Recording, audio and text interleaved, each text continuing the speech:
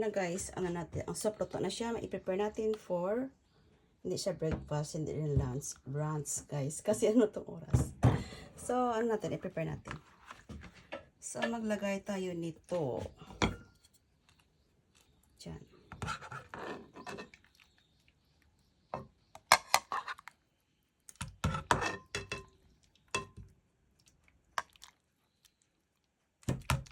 Sarap.